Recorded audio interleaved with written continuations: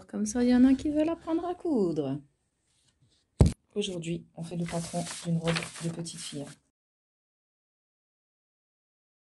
Pour celles qui sont intéressées, envoyez-moi un mail à l'adresse située dans la barre d'infos de cette vidéo. Il faut appuyer sur le petit plus et je vous expliquerai comment le tracer. Par contre, je ne ferai pas la gradation. Là, c'est taille pour une petite fille de 6-7 ans. Si vous vous débrouillez, vous pourrez largement le mettre à la mesure de la petite fille. C'est parti pour la coupe. On débute par le bas de robe. Faites bien attention quand vous épinglez de ne pas faire se gondoler le tissu. On ne plante pas l'épingle comme ça pour ensuite faire comme ça. Ça fait que le tissu se gondole. C'est pas précis en fait. Quand on épingle, on plante notre aiguille en diagonale comme ça. Et là, on respecte vraiment l'emplacement du patron et du tissu. Donc là, on voit, c'est une robe qu'on va faire avec parmenture dos et devant. Cette fois-ci, on a vraiment fait une parmenture dos et devant, tout simplement parce que là, on peut voir que nous ne sommes pas droits. C'est une encolure qui est beaucoup plus ajustée qu'une encolure droite, une barre droite, comme on avait au niveau du dos pour le camise qu'on a fait dans la dernière vidéo. Je vous la mets tout de suite à l'écran. Donc là, ce sera une robe avec un bas de robe, le devant de cette manière, et une petite manche à volant qui se met comme ça. Et notre excédent, là, du coup, c'est parce qu'en fait, ce sera froncé pour que la robe, du coup, parte en évasé. Faites très attention à quand vous tracez les robes pour petites filles, de manière générale, à toujours avoir une bonne largeur pour que la petite fille ait de l'aisance. C'est très important que la petite fille puisse faire des grands pas et qu'elle puisse aussi courir si elle veut courir. Voilà, parce que sinon, pas que le tissu n'est pas assez grand, la petite fille tombe. Bien évidemment, là, on place nos tissus. On laisse l'espace de valeur de couture. Moi, ici, il y aura 1 cm, 1 cm. Donc, je laisse 1 cm et 2. Comme ça, hop, j'aurai tout de suite ma valeur de couture. Économie de tissu.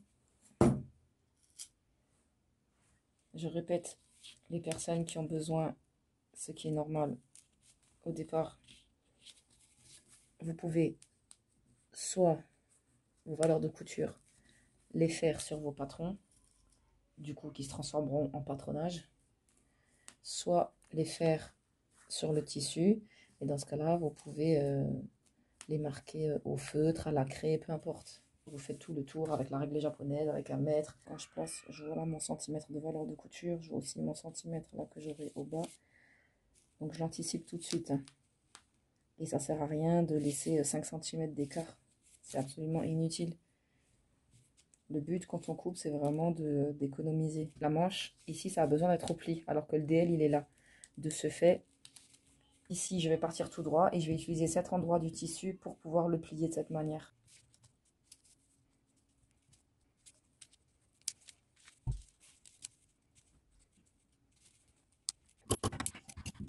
Oh, il y a une araignée. Attendez, je vais vous la montrer. Je sais pas si vous allez la voir. Elle est juste là. Elle est toute petite. Elle est suspendue à mon... Eh ben, elle est suspendue à mon doigt maintenant. Mais sur le noir, ah voilà, vous la voyez. J'ai touché son fil sans faire exprès. Ben alors, tu vas? Où tu vas? Où tu vas? Qu'est-ce que tu fais? Toi aussi, tu veux apprendre à coudre, c'est ça?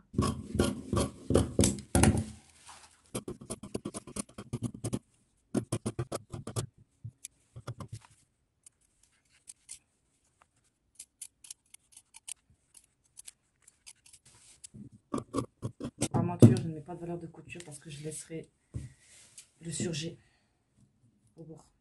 Et tout le reste, je mets un partout.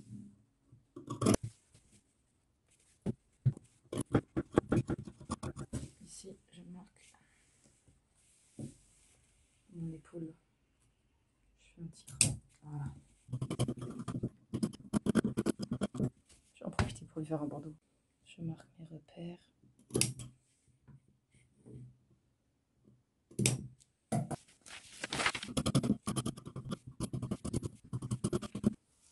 On a tout coupé. Comme je vous dis toujours, les parmentures, on coupe dans le thermocollant. C'est toujours mieux de les thermocoller ou de les entoiler. Toujours pareil, on repère le côté brillant en place et on thermocole. Et ça y est, c'est thermocollé. C'est parti pour la couture. Mais regardez-moi ça si c'est pas Kikenou. Nous allons débuter par nos coutures épaule par monture. Ouais, si la machine n'est pas enfilée, on va pas aller loin. On ne fait qu'un côté parce que de l'autre côté, il y aura la patte à pression. On ouvre la couture pour que ça devienne une couture ouverte. Étant donné que ça, ce sera à l'intérieur, nullement besoin de le surjeter. Et là, je pars surjeter tout le tour. J'ai mon dos et mon devant. Le côté où il y aura la patte pour les pressions, je n'y touche pas. L'autre côté, je surjette car ma parmenture ne prend pas toute mon épaule. On surjette toujours sur l'endroit. J'assemble l'épaule que j'ai surjetée. Endroit contre endroit. On peut ouvrir au pouce si mon tissu est serré, sinon au fer à repasser. Maintenant que ça c'est fait, on passe au plaquage de la parmenture. Toujours le même principe, endroit contre endroit. Hop, on épingle tout le tour et on pique tout le tour. On veille bien à bien garder nos valeurs de couture ouvertes. On prend notre référence épaule. Là, on voit bien que je mets valeur de couture ouverte contre valeur de couture. Pour bien faire correspondre en fait ici nos deux valeurs de nos deux lignes épaules.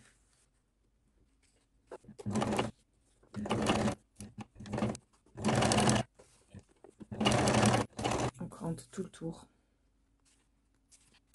On retourne et on fait bien sortir là la couture. Il faut vraiment qu'elle soit bien sortie. Il ne faut pas qu'il y ait de nid de puce.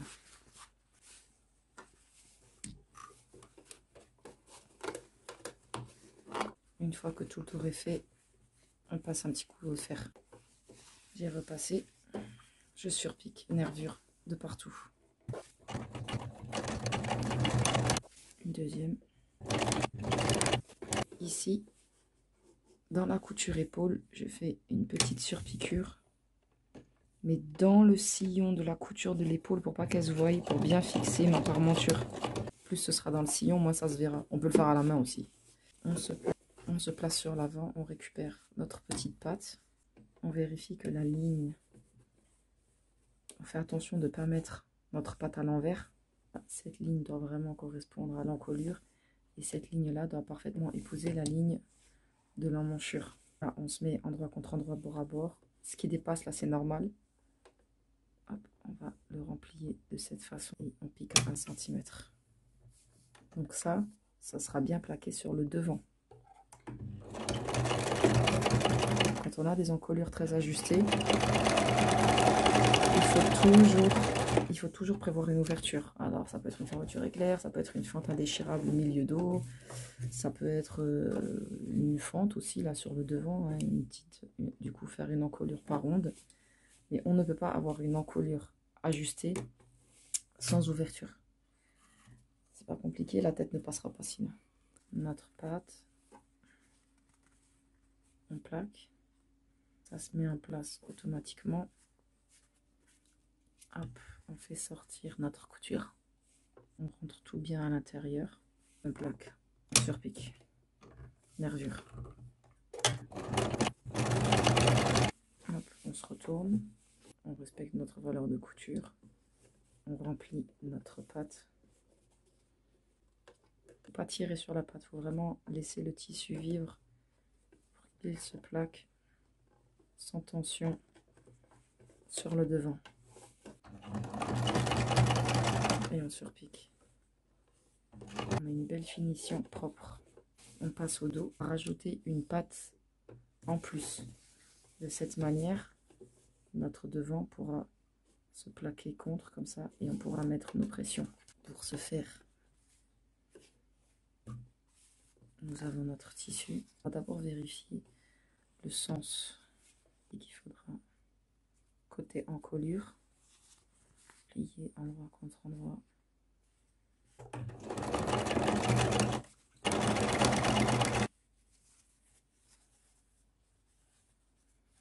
Ici, on se place, on plie et on retourne.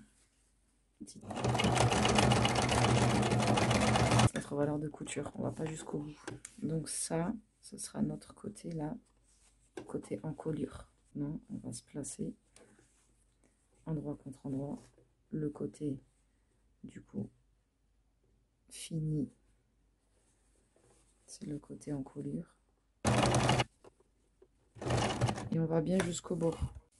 Là, on voit bien que mon aiguille, elle est plantée à la limite en fait. Voilà, elle est vraiment plantée donc sur le bord.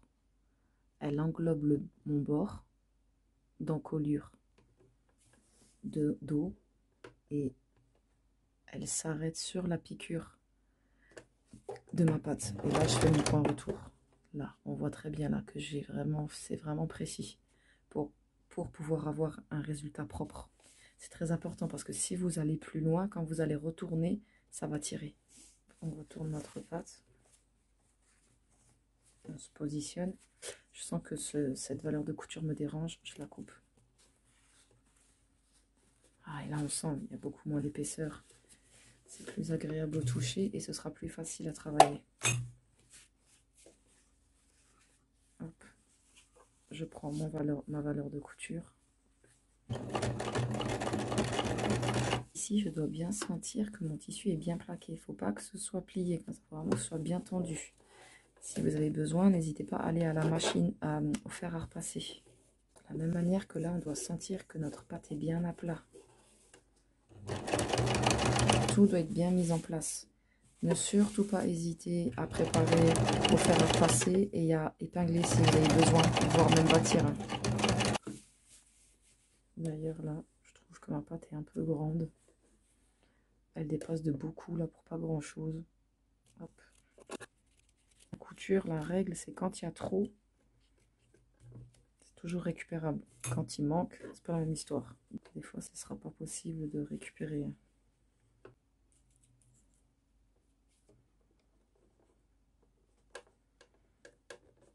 Quand on comprend ce qu'on fait et qu'on voit où les choses seront portées, on voit tout de suite si ce sera problématique, si ce sera pas agréable au porté. Le fait d'avoir cet aspect tridimensionnel dans la couture et de comprendre vraiment ce qu'on fait permet d'apporter les retouches nécessaires de suite quand on voit que ça n'ira pas.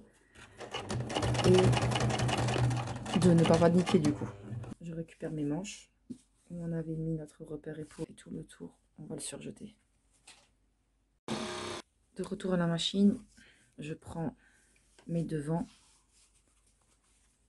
et je me plaque endroit contre endroit au niveau de l'emmanchure en faisant bien attention de garder mes valeurs de couture ouvertes en dessous, de placer mon cran au niveau de la couture épaule et voilà, le reste ça suit.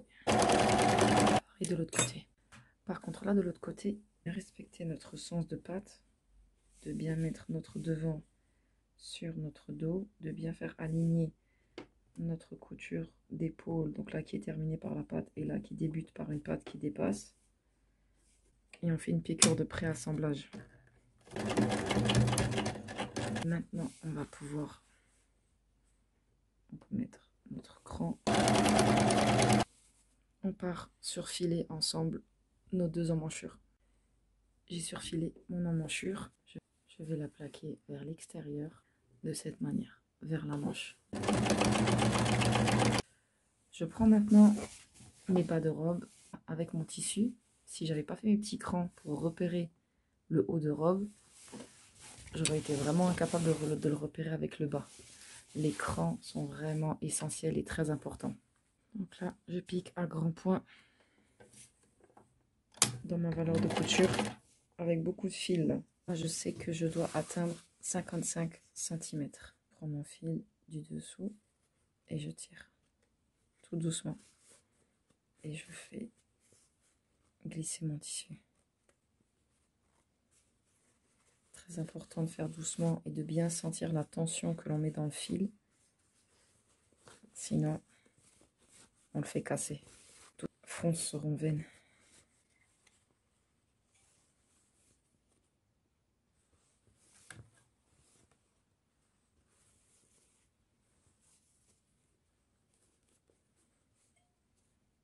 Ça y est, on est bon. Je vais mettre un petit ruban satiné au niveau des emmanchures pour faire une finition. J'hésite pas à faire dépasser mon ruban, comme ça après il sera pris dans la couture. Moi je fais toujours légèrement dépasser mon bas de 1 mm de plus que le haut pour être sûr qu'il soit bien pris. Là du coup on voit clairement que c'est pris au-dessus et c'est pris en dessous aussi. Ici il y a un endroit où il faut être quelques petits points à la main. Notre devant complètement terminé. On assemble notre bas de robe devant et dos ensemble, endroit contre endroit. On pique à 1 cm tout du long des deux côtés et on surfile. Piquer, surjeter. J'en ai profité pour surjeter mon bas. Attention, quand on surjette, on plaque notre couture soit vers le dos, soit vers le devant, mais on le fait pareil de l'autre côté. C'est-à-dire que là, j'ai plaqué vers mon dos. Si je vais de l'autre côté, j'ai bien fait attention de respecter à plaquer aussi mon autre côté vers mon dos. Vous voyez? Attention à faire correspondre. Donc, avant de fixer mon haut, je vais tout de suite en profiter, du coup, pour faire mon rempli. Hop, je vous mets à l'écran la vidéo où j'explique bien la différence entre un ourlet et un rempli et où je vous donne toutes les astuces. N'hésitez pas à aller faire un tour. De la même manière que si ce patron vous plaît, voilà, envoyez-moi un mail. J'ai mis mon adresse mail dans la barre d'infos de cette vidéo. Et je vous enverrai du coup les mensurations et comment le tracer vous-même. Je ne fais pas de gradation. Il sera en taille, là c'est taille 7 ans, 7-8 ans. Sinon, vous pourrez faire la gradation vous-même et je vous préviens tout de suite, je vous le donne dans l'état. Il n'y aura plus qu'après à retracer. Ce sera du coup en format A4 avec les mensurations et vous n'aurez plus qu'à recopier. Si vous aimez ce que je fais, le meilleur moyen vraiment, c'est de s'abonner, de commenter, de partager, d'encourager d'autres personnes aussi à s'abonner si vous savez qu'elles pourraient être intéressées par mon contenu. N'hésitez pas à me dire d'ailleurs dans les commentaires si vous avez des idées de sujets ou des choses vraiment sur lesquelles vous bloquez et que vous avez besoin d'aide. Mon but dans cette chaîne, c'est vraiment d'apporter de la valeur et donc des choses dont vous avez besoin, en fait, tout simplement. On va assembler endroit contre endroit le devant en faisant bien attention, du coup, de s'arrêter à la fin de notre courbe. Là. Hop. Donc là, je fais passer par le bas de ma robe mon encolure. Donc là, on peut clairement voir que je fais s'aligner la ligne droite de ma manche avec mon côté de bas de robe. Et je sais que là, c'est bien placé et que du coup, je peux commencer à épingler. J'ai bien fait attention, là, lorsque j'ai placé mon côté, de faire en sorte, vous voyez, de faire se correspondre mes emmanchures. Il est plus judicieux, du coup, de se mettre du côté fronce pour voir comment qu'elles se placent et surtout qu'on les fasse bien partir droite comme ça, en fait. Et pas qu'elles partent pas de travers.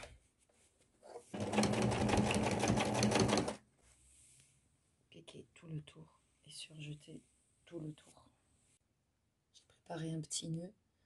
Ici, j'ai plaqué un ruban. Je vais laisser dépasser parce qu'en fait, on le fera passer du coup à l'intérieur de l'emmanchure pour faire un nœud dans le dos. Surpiquer nervure en haut, en bas, en faisant bien attention de plaquer notre couture vers le bas, là en haut. Et pareil du coup là pour le dos, même si je ne plaque pas de ruban, je vais bien coucher ma couture du coup vers le bas. J'ai piqué en haut et en bas nervure, ici fait en dessous l'emmanchure du coup pour faire le rempli. Et je vais maintenant mettre le petit nœud à la main au point glissé invisible. Quand tu as oublié de faire essayer à ta fille avant de partir au centre aéré, t'essayes de trouver une solution, ça donne ça. Avoue que c'est remarquable quand même. Bref, je voulais juste vous faire comprendre du coup le principe là de faire passer du coup